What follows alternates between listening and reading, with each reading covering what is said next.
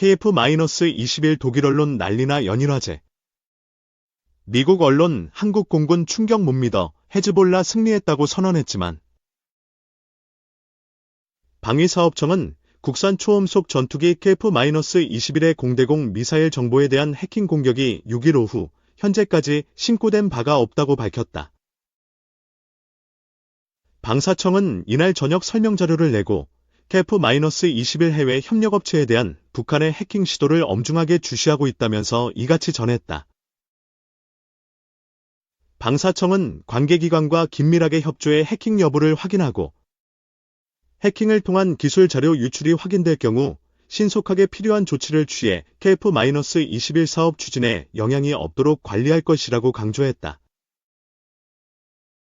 앞서 독일 매체 제트데프와 슈피겔은 지난달 27일 독일 방산업체인 딜 디펜스가 김숙희로 알려진 북한 해커 부대의 공격을 받았다고 보도했다.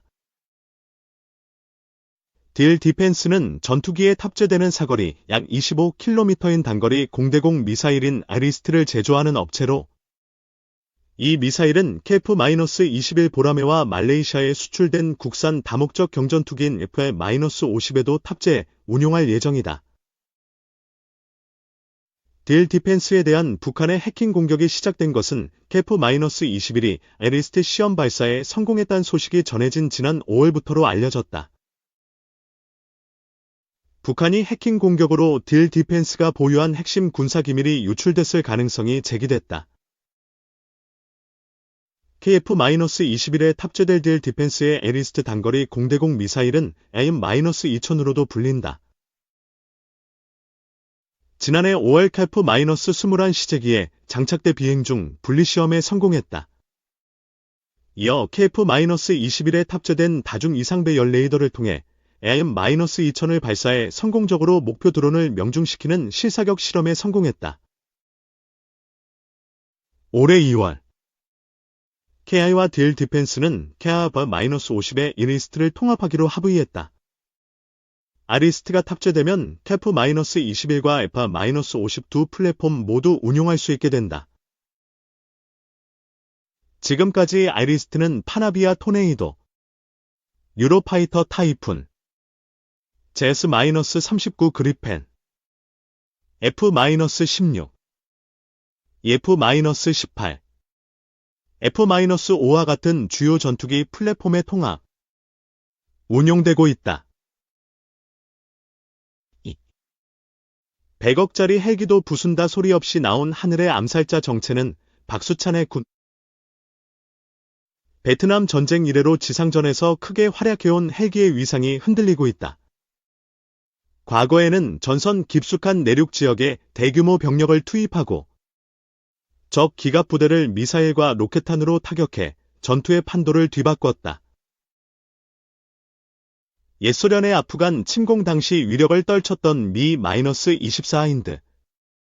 1차 걸프전에서 이라크군을 격파했던 -64 아파치 공격헬기 등이 대표적이다. 1990년대부터 세계 각국에서 공격헬기 도입이 잇따랐고 수송헬기에 의한 공정작전 비중이 늘어난 것도 이와 무관치 않다. 2년째 지속되고 있는 우크라이나 전쟁은 헬기의 위력에 의문을 제기하는 계기가 되고 있다. 강력한 지상 방공망에 의한 피해가 잇따르고 있는 상황에서 최근엔 1인칭 시점 드론의 공격으로 헬기가 격추되는 사건이 있었다. 경제력을 갖춘 일부 국가만이 갖고 있던 값비싼 첨단 기술이 약간의 창의성과 시간, 기술이 결합한 새로운 드론의 위협을 받는 모양새다. 발상의 전환에 따른 새로운 기술과 전술의 등장을 주의 깊게 살펴야 한다는 지적이 나오는 대목이다. 우크라이나 전쟁에서 포탄만큼이나 흔하게 쓰이는 드론이 최근 새롭게 주목받고 있다. 보병이 사용하는 휴대용 지대공 미사일처럼 쓸 수 있다는 점이 드러났기 때문이다. 지난 7일 우크라이나군은 FPV 드론이 러시아군 미-28 공격헬기의 꼬리 회전 날개를 성공적으로 타격하는 장면을 공개했다. 지난 1일에는 FPV 드론으로 러시아군 미-8 수송헬기를 격추한 것으로 알려졌다. FPV 드론은 기체의 카메라를 통해 촬영된 영상을 가상현실 고글로 보면서 사람이 직접 조종한다. 우크라이나 전쟁에서 우크라이나군은 FPV 드론을 자폭 드론처럼 활용해 러시아군 진지와 전차, 장갑차 등을 공격해왔다. 러시아군 헬기도 FPV 드론의 표적이었다. 저공으로 비행하면서 러시아 지상군을 전선으로 수송하고 우크라이나군을 공격하는 헬기는 우크라이나군에게 눈의 가시였다. 이에 따라 우크라이나군은 FPV 드론으로 러시아 헬기를 격추하려는 시도를 지속해왔다. 우크라이나군이 공개한 영상을 보면 K-52 공격헬기나 Mi-8 수송헬기 등의 FPV 드론이 매우 가까이 접근하는 사례가 예전부터 있었다. 하지만 고속으로 비행하는 헬기에 FPV 드론을 근접시키는 것은 매우 어렵다. 가성비 측면에서 FPV 드론이 훨씬 우수하지만 휴대용 지대공 미사일이 헬기 공격에 주로 쓰인 이유이기도 하다. 우크라이나에서 헬기는 예전부터 취약점을 드러내고 있었다. 휴대용 지대공 미사일 등을 활용한 우크라이나의 지상 방공망은 러시아군 헬기 부대에 막대한 피해를 입혔다. 실제로 전쟁 초기인 2022년 4월 러시아군 Mi-28 일대가 우크라이나군이 쏜 영국산 스타스트릭 지대공 미사일에 피격된 바 있다. 최근 FPV 드론에 격추됐다고 알려진 헬기와 같은 기종이다. 우크라이나군 정보총국은 러시아군이 개전 이래 최대 326대의 헬기를 잃은 것으로 보고 있다. 그만큼 전장에서 헬기가 방공망 위협에 많이 직면했다는 의미다.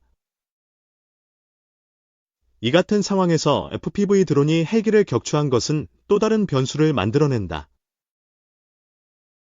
FPV 드론은 지대공 미사일보다 훨씬 저렴하며 신속하게 대량으로 전선에 배치할 수 있다.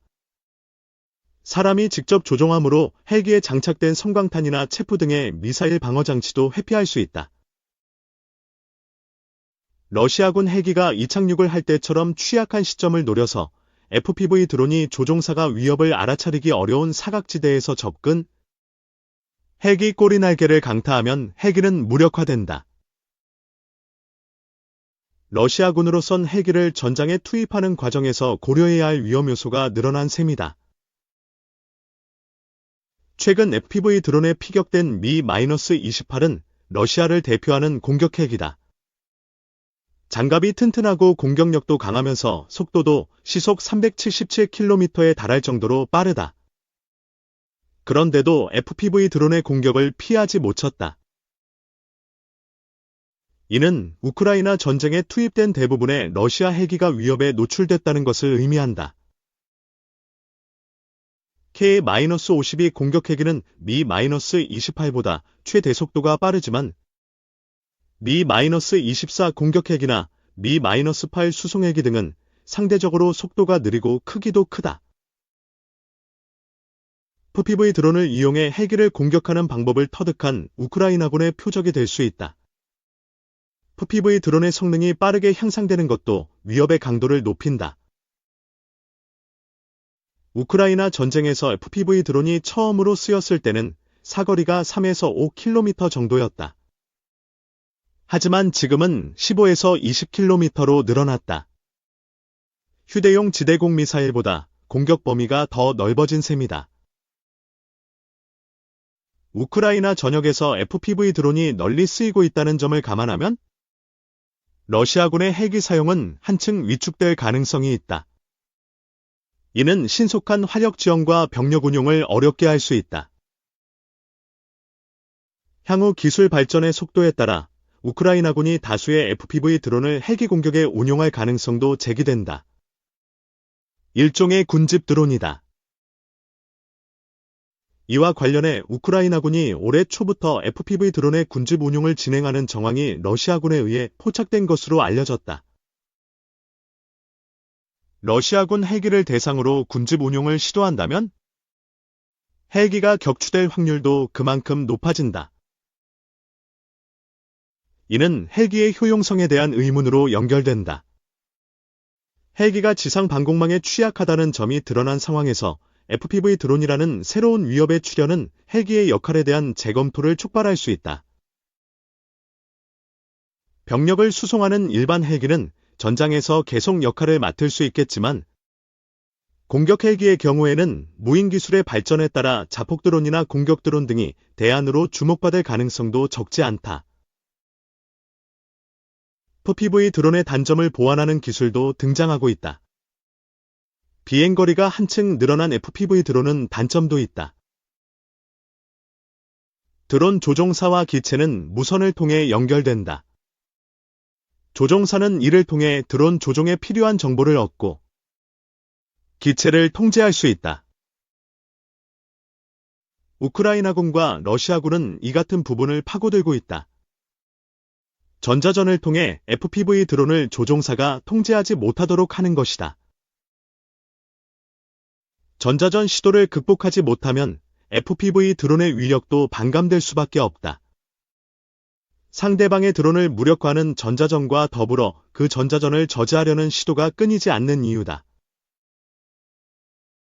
이와 관련해 러시아에선 인공지능 기술을 적용한 FPV 드론이 등장하고 있다. 러시아 타스 통신 등에 따르면 트란스바이칼 지역의 한 기업에선 베터라는 이름의 FPV 드론을 만들고 있다.